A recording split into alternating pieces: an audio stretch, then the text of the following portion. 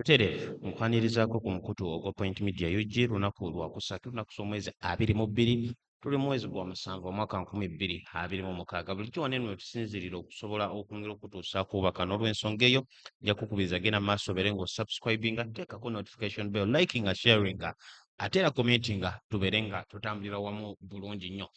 Omukulu Daudi Kabanda agamba nti ekintu kyokka kyokka ekigenda okumukomya okwogera ku babbi nga Odrek Rwaboogo kujja kubeera kufa.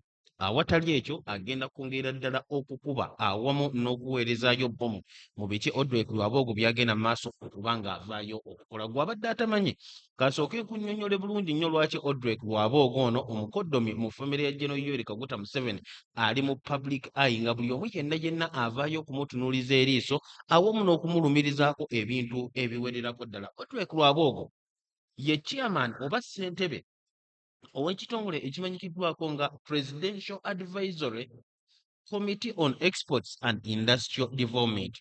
Kakati ekitongole kino General Yoweri Kaguta Museveni yagenda maaso okukikomiitinga mu mwaka gwa 2022 mu mwezi ogwokusatu yakikomissioninga rather.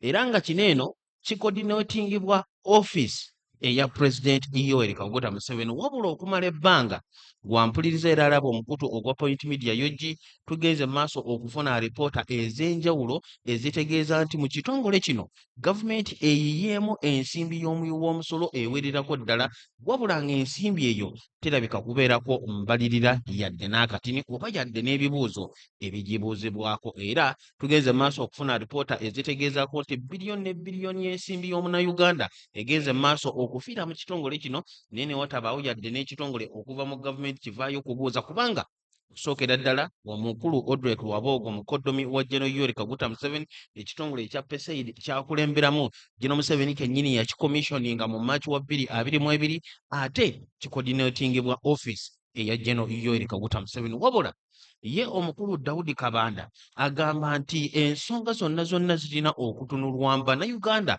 balina okumanya wa ensimbi yaabwe weeteekebwa naye ate ekitongole kino tekivangayo kuba nti nno kibulirizibwako oba kigenda mu maaso okunnyonnyola wa ensimbi y'omuwi w'omusolo weeva.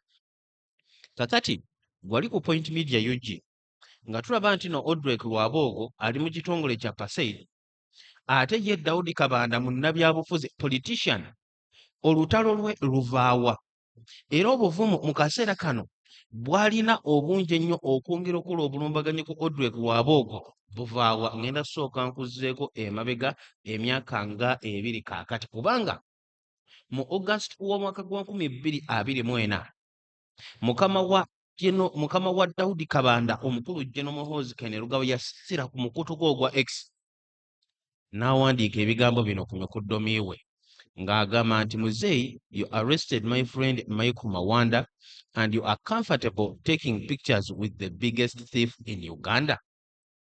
Ekifaananyi kye yateekako kye kya General Museveni awamu ne Odrek Rwaboogo nga General Muhoozi agamba nti wakutte mukwano gwange Michael Mawanda naye ate tolina buzibu bwonna kwekubya bifaananyi ne ssaababbi wa Uganda.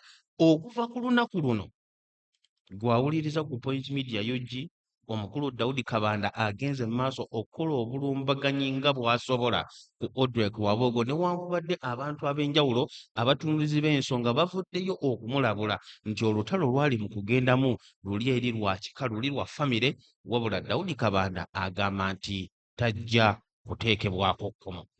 General Yoweri Kaguta Museveni enfunda ezibuwererako ddala tumulabye nga ali protective nnyo eri famire ye naddala mukyala we Janet Kataha Museveni. Wekituuka ne ku General Muhoozi Kainerugaba General Museveni lwasobodde avuddengayo okumuwolereza era kitegeerekeseeko nti General Museveni tayagalirako ddala muntu yenna agenda mu maaso nakuba ttooki mu famire ye nga bwe bagenda mu maaso okukulembera oba okufuga eggwanga lino erya Uganda. Wabula ye Daudi Kabanda nga bwe tumulabyeko nga yeewaana nti alwanidde ddala entalo eziwererako ddala n'abanene bennyini n'abeera nga abateeka ku mabbali nga Amama Mbabazi nga Kale Kayihura nga Anita Anet Among nga Rebecca Kadaga ne ku mulundi guno agamba nti agenda kulemezaamu ku Odrek Rwaboogo. Kakati mu kaseera kano kiki ekirumbisa Odrek Rwaboogo? Ensangi zino omukulu Odwek Lwabogo agenze mu maaso okukola obutambi obw'enjawulo ng'abuteekayo ku mukutu gwe ogwa X nga kw'otadde ne ku mukutu gwe ogwa YouTube, ng'obutambi buno bugenda mu maaso okunnyonnyola kaakati ensobi eziri mu kukolebwa mu kiseera kino mu abo abantu abali mu gavumenti oba ye nga bw'akira okiyita movement ya NRM.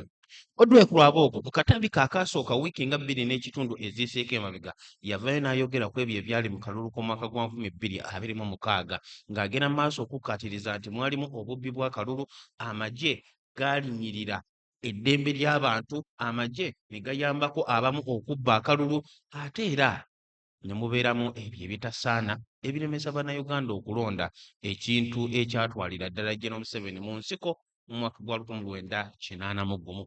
Wabula Odwek Lwabogo n'avaayo n'ategeeza nti ensi eno esobola okutereezebwa singa wabeera waliwo ebikoleddwa ng'okuwuliriza bannayuganda awamu n'okubeera n'abakulembeze abalowooza, abasoma era abamanyi kiki ekyokukola. Kakati mu katambi ke yafulumizza ennaku ntono nnyo eziiseeko emabega, ku mulundi guno yayongeredde ddala okuba nti ayongera okukkaatiriza nti waliwo abo abali munda mu movement abeefuula nti nno bakolera NRM naye ng'ate bali mu kugyonoonera bwonoonesi. Kakati mu kaseera kano si kasisinkagano okuba nti ebintu kyenkana byonna Odwek Lwabogo byavaayo okwogeraku mu ngeri emu oba endala birina akakwate ku muduumizi w'eggye ly'eggwanga erya Uganda ate ono mukoddomi we General Muhoozi Kainerugaba. General Muhoozi Kainerugaba mu kaseera kano yakulemberamu eggye ly'eggwanga erya Uganda. Odwek Lwabogo yavaayo n'alikubamu ebituli gye buvuddeko. Mu kaseera kano General Muhoozi Kainerugaba asize ekifaananyi kino nti nno yali mu kukola ennyo okuzzaawo gavumenti ya kitaawe okugiggyamu ababbi n'abafere abagibaddengamu okumala ebbanga. Naye ate Odwek Lwabogo agamba nti abo abali mu kwefuula nti kaakati bakola nnyo bo bennyini be bali mu kwongera okukkaatiriza era okwonoona movement ya NRM ekintu kyavuddeyo okuvumirira n'okwogerako. Kakati olw'okuba avuddeyo okwogera ebigambo ebyefaananyirizaako ebityo, Daudi Kabanda n'abeera nga akozesezza omukisa ogwo okwongera okumubuukira era mu ssaawa ntono nnyo eziiseeko emabega Daudi Kabanda ayongeddeyo obubaka obw'okwongera okukkaatiriza olutalo lw'alina ku Odwek Lwabogo na lwaki alina olutalo olwo Odwek Lwabogo. Okyali ku mukutu ogwa Point Media Yogi, ensonga zonna tugenda kuba tuzikutuusizaako ddala bulungi nnyo. Wabula nga tuneeyongerayo, njagala okwongera okujjukiza omusajja wa Katonda ow'obuwanguzi Ibranga gwe wenna alina ensonga ekutawaanya oba ekusumbuwa okumala ebbanga oba ebadde yakutandika okusumbuwa, mutuukirire ku nnamba eri nooti 76463773 nga tugenze butereevu mu bubaka obwa omukulu Daudi Kabanda. Obubaka obwasookedde ddala Daudi Kabanda yavuddeyo n'apostinga ebigambo bino wammanga ng'agamba nti I have reliably been informed that Lwabogo went to the president with a number of my tweets about him and asked him to restrain me from speaking about him or condemn me publicly by referring to me as a crook so that I can maybe lose credibility in the society and in my constituency. What the president needs to tell Lwabogo is to stop being corrupt and a land grabber. Daudi Kabanda gye buvuddeko yaggyibwako obwa ssentebe obwa Secretary General Ssaabawandiisi w'ekisinde ekya Patriotic League of Uganda. Bangi nnyo ne balowooza nti oba olyawo agobeddwa era anafiiziddwa, wabula ate oluvannyuma n'aweebwa obw'okubeera mu mitambo ga ofiisi ya chairman wa Patriotic League of Uganda. Kino ne kirabwa nti naate yayongeddwa bw'oyongebwa buyinja. Kakati mu kaseera kano ayongera okwogeza amaanyi era okulaga nti nno naye alinaku waali era teri kijja kumutiisatiisa. Wuliriza, agamba nti yategeezeddwako okuva eri omuntu gwe yeesiga nti Lwabogo yagenze ewa president n'amulaga tweets za Daudi Kabanda eziwererako ddala z'abadde amwogerako, era bw'atyo Lwabogo n'asaba president abeere ng'ateeka ekkomo ku biki Daudi Kabanda byavaayo okumwogerako oba sinakindi President aveeyo avumirire Daudi Kabanda mu bujjudde era amuyite ekitagasa abeere nga afiirwa obwesigwa n'ekitiibwa okuva mu bannayuganda awamu ne mu constituency ye. Wabula Daudi Kabanda agamba nti President kye yeetaaga okugamba Lwaboogo kwe kukomya okuba omulyake awamu n'okubba ettaka ly'abantu. Kati nga mwe nkutegeezezzaako mu kutandika kw'akatambi nti okumala ebbanga tuwulidde alipoota eziwererako ddala nga zigenda mu maaso tutegeezaako nti Odwek Lwaboogo mu kitongole ekyalimu ekya Paseidi ensimbi nnyingi nnyo ez'omumusolo ezigenze mu maaso okuyitiramu ne zitatuukiriza buvunaanyizibwa bwazo ate ne watabeerawo mbalirira yadde. Wabula bino bibaddenga mu alipoota mwaka gwa 2024 lwe twasooka okulaba omu ku bantu ab'omu First Family General Muhoozi ng'avaayo okuyita Odwek Lwaboogo Ssaababbi. Kino kyagera maaso okukumawo omuliro era n'okutandika okwebuuza oba ddala bulijjo bye tuzzenga tuwulira nti Odwek Lwaboogo entebe ey'obukulembeze agyagala waliwo ababasindiikiriza abeere ng'agifune kyokka nga ne General Muhoozi Kainerugaba naye entebe ey'obukulembeze agyagala era waliwo abasindiikiriza abeere ng'agifune. Ne tubeera nga tugenda mu maaso okwongera okwebuuza oba oliawo mu ngeri emu ndala oba okukakasa nti wandibanga ddala waliwo olutalo olw'amaanyi wakati wa General Muhoozi ne Odwek Lwaboogo. Kakati gye buvuddeko General Muhoozi Kainerugaba yategeezezza omukulu Daudi Kabanda ono abeere nga yeegendereza biki byavaayo okwogera ku mukoddomi we. Wabula Daudi Kabanda tulaba nti naakyalemeddeko era alina n'obuvumu okulumiriza Odwek Lwaboogo okubeera omulyake ate omubbi w'ettaka. Nga tetunneeyongerayo ku bubaka obulala katusooke tukolemu bwe tuti katono nnyo tukomewo ate twongere okuttaanya n'okwetegereza ensonga. Ngitwali tutyo naffe lwakyani twesuula mu ddene okugenda ew'omusajja ayogerwako ow'omukozi w'ebyamagero ow'obuwanguzi Ibula. Musajja wa Katonda ono twatuukayo ne kituggwako olw'ebintu ebyewuunyisa byonna bye twasanga ng'agamba nti gwe buli alina ensonga yonna ekutawaanya mu maka, oyagala kuzza mukyalo, oyagala kuzza mwami emirimu gyesibye, ennyumba zeemeredde ku misingi, n'atugamba naawe ayagala okugenda ebweru, naawe ayagala okukumyawo omwagalwawo. Akutwala ate n'akutwala ku luzzi olugambibwa oluliko ekikondo kyosibako ebizibu byo, okugeza emirimu gyesibye, oyagala genda bweru, oyagala pasipooti, baakubba, oyagala kukomyawo bya bubbi. Akugamba nti musajja Katonda wamala okukunaazaako ku luzzi olwo n'okomawo wamma ggwe buli kimu kiba taratibu. Gw'abadde anoonya emirimu ogifunirawo, abadde anoonya omwagalwawo omufuna, eyakubulako akomawo, akukomezaawo ebyakubbibwako, ayagala okugenda ebweru, alemedde ebweru ng'oyagala akukomawo. Musajja wa Katonda 0764637734. Tukomyewo ku bubaka bw'omukulu Daudi Kabanda agenda mu maaso ng'ategeeza nti when Milton Obote referred to President Museveni as a bandit and swine, it actually did not mean he was, and it never stopped him from chasing his mission. Daudi Kabanda atandise okwegeraageranya ku General Museveni agamba nti Milton Obote bwe yavaayo okuyita President Museveni omunyazi era bwe yavaayo okumuyita omuntu omusirusiru, ekyo tekyayimiriza President Museveni era tekyamuteekako kkomo ku mission gye yali ali mu kugoba, oba tekyategeeza nti n'ebintu ebyo byali bimuvumiddwa yabiri. Era Kabanda agamba nti what can actually stop me from talking about thieves like him is worth nothing else. Akaatiriza ng'agamba nti ekintu kyokka ekisobola okumukomya, okumuyimiriza obutayogera ku babbi nga Odwek Lwaboogo, kufa kwokka teri kirala.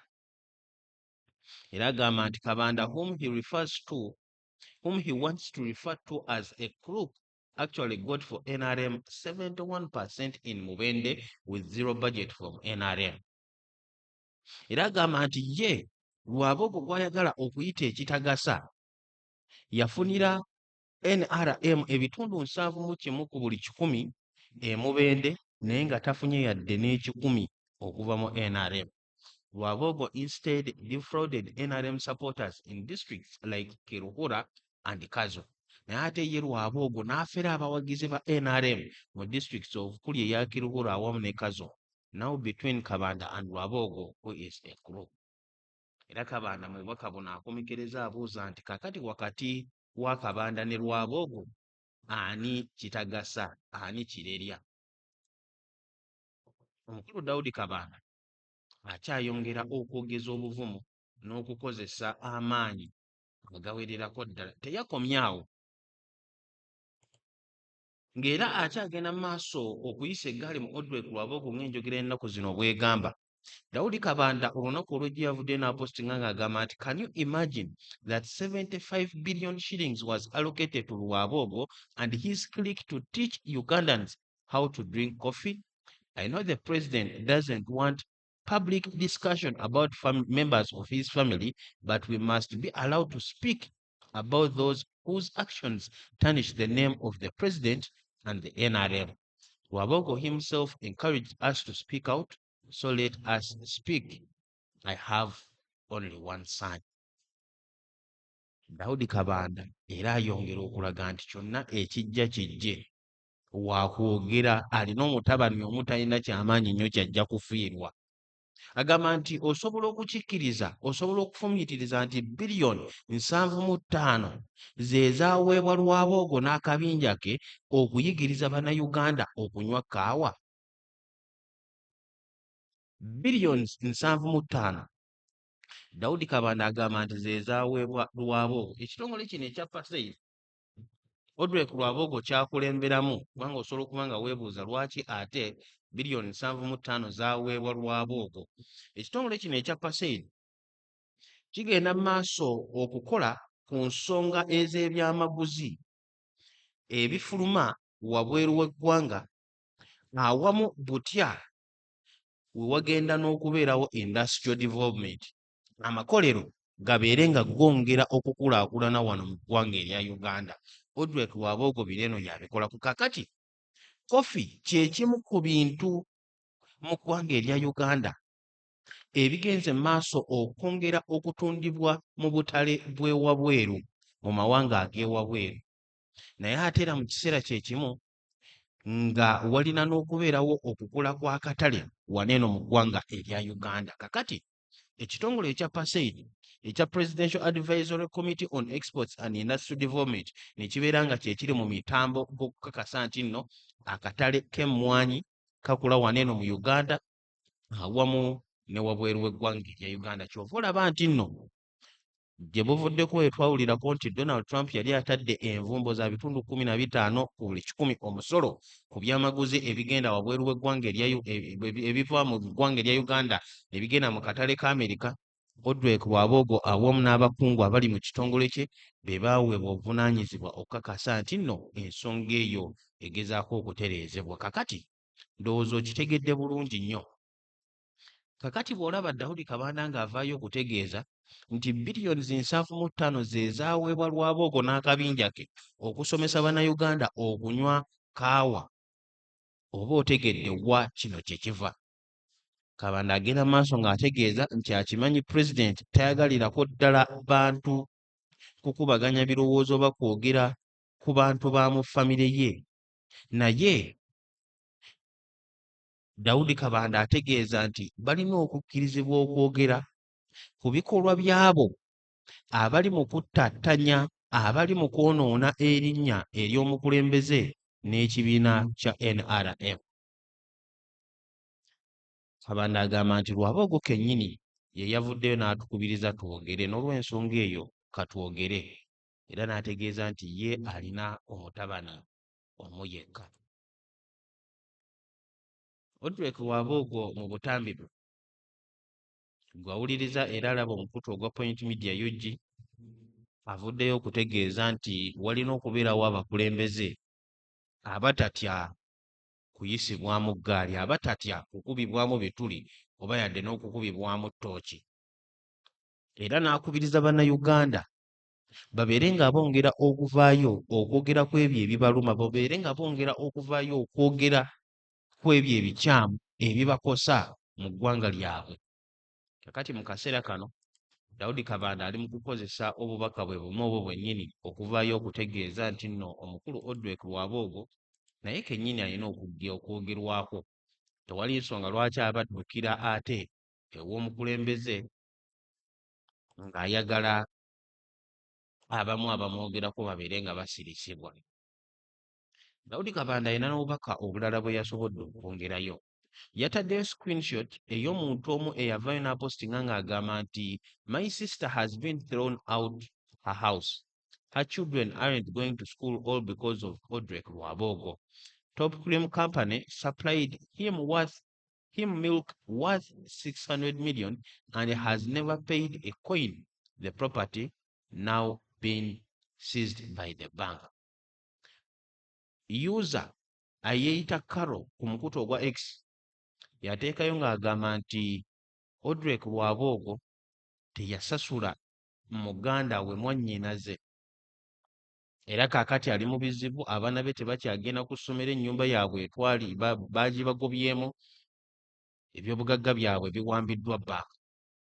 Daudi Kabanda yatadde screenshot eyo n'ateekako ne caption egamba nti Mr. President, the crook is here in case you are looking for one.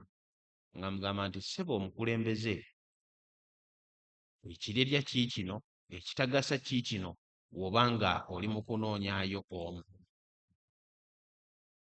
N'atakomaawo abadde avaayo okuteekayo obubaka obuwererako ddala.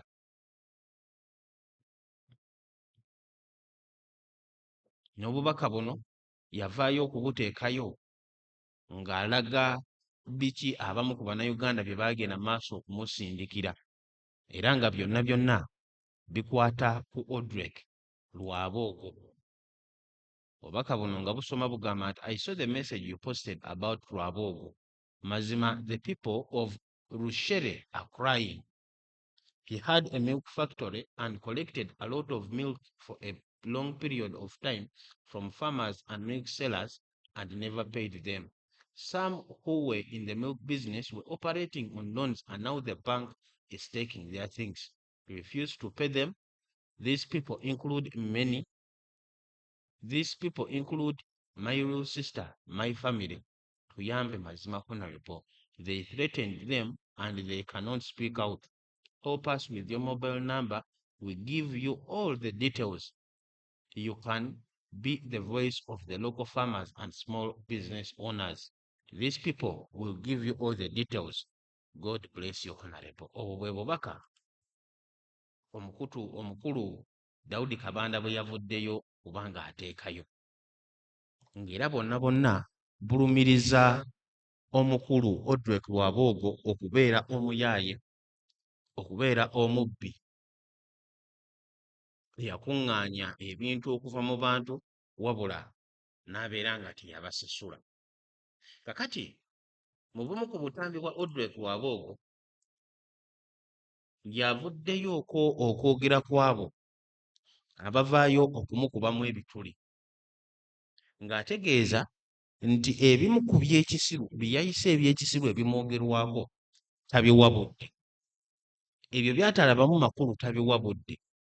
We wabeerawo oyo amwengeejinga on principle akufuba okumuddamu, wabula ate n'ategeeza nti we kisukka olwo nno ng'abiteekamu amateeka ne kkooti.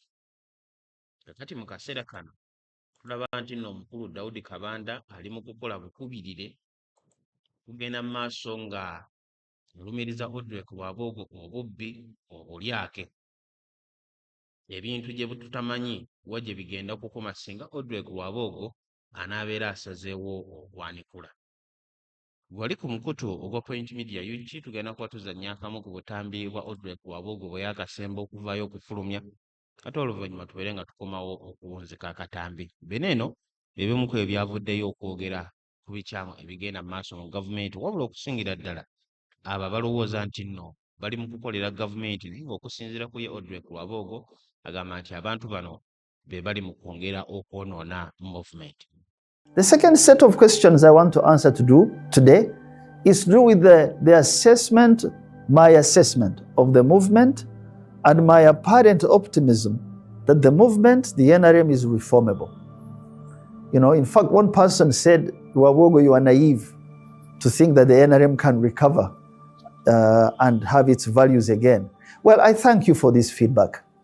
But I truly believe that anything that is born, anything that grows, that thing will die. But it can be recovered or extended or kept alive by preventive measures from those who know the value of that institution, of that being. You can take enforcement and treatment of offenders in the NRM as tools, but you also need to keep patient and let those who recover with good teaching return to the fold. An organization is a living organism and it should be treated as so. For example, why do we wear masks? Why do we wash hands? Why do we eat the right food or seek to sleep at the right time or sleep early? We do these things because we want to prevent diseases to our bodies. Well, an organization, I need to tell you, can and should do the same.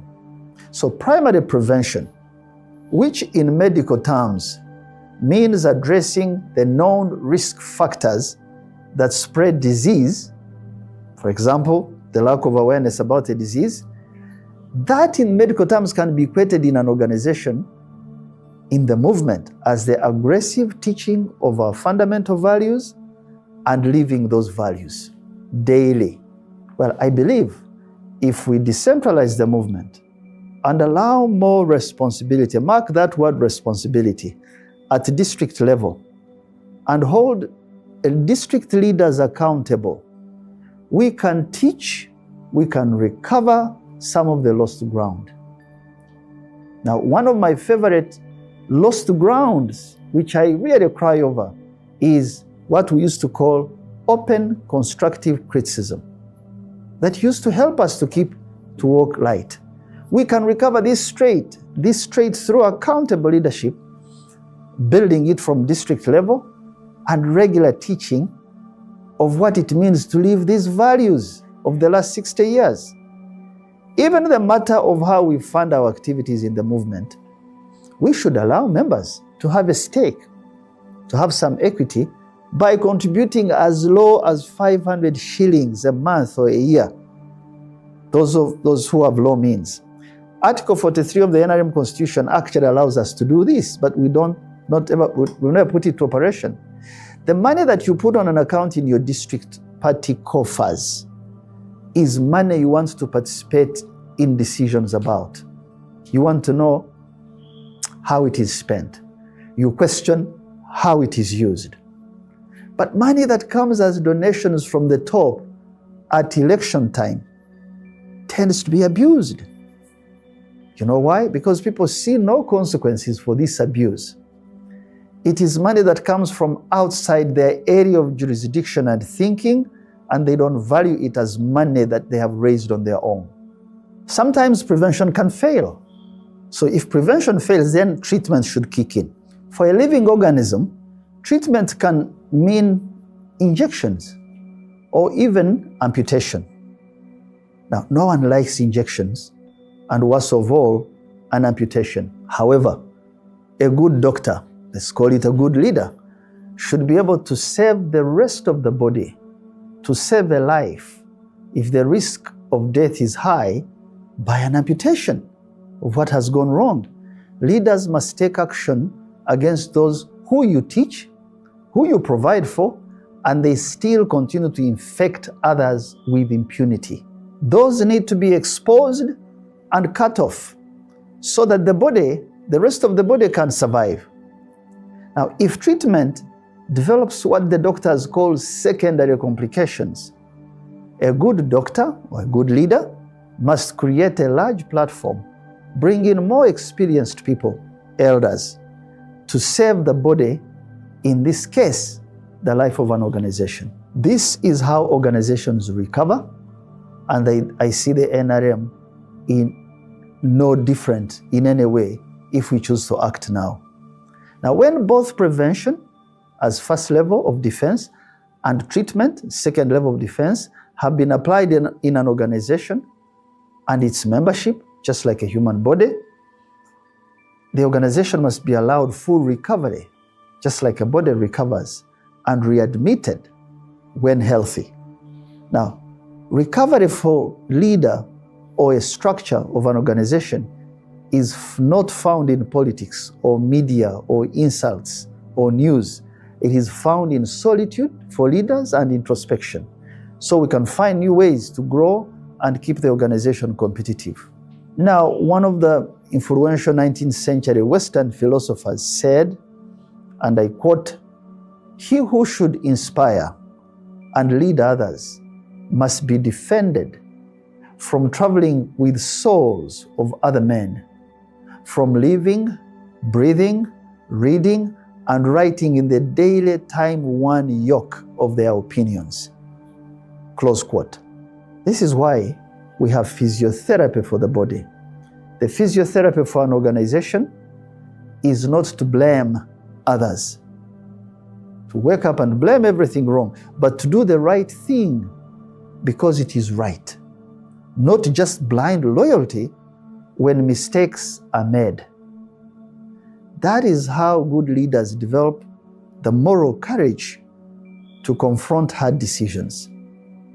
The NRM can do this. I will return later next week on the matter of options available to the movement in this transition period and present what I think leaders can do to study from the rest of the world. Eyo nno y'enjiri ya Odrek Wabogo ensangi zino, wabula terabika kubanga eri mu kumatiza enjuyi zombi. Abo bali mu NRM nabo bennyini mu kaseera kano bavaayo okumulwanyisa, naye ate mu kiseera kye kimu abali ku ludda oluvuganya gavumenti newankubadde Odrek Wabogo avaayo okwogera ebintu bino. Jjukira nti nno y'omu ku abo abagenze maaso okubeera mu sisitemu eno okumala ebbanga, era nga bye bintu bye bimu bye badde nga bavaayo okwemulugunyaako, naye ng'ate Odrek Wabogo y'omu ku abo ababifunamu. Ekibuuzo kiri nti lwaki avaayo kwogera mu kaseera kano? Ekyo kye kireeseewo ebbukumu lino lyonna okubanga kaakati lyetoolodde enjiri ya Odrek Wabogo. Sigenda kusukkawo wano, mwebale nnyo mwebale ddala okusigala nga mukyekumidde ku mukutu, kambaagalize ku lunaku olulungi era mweraba.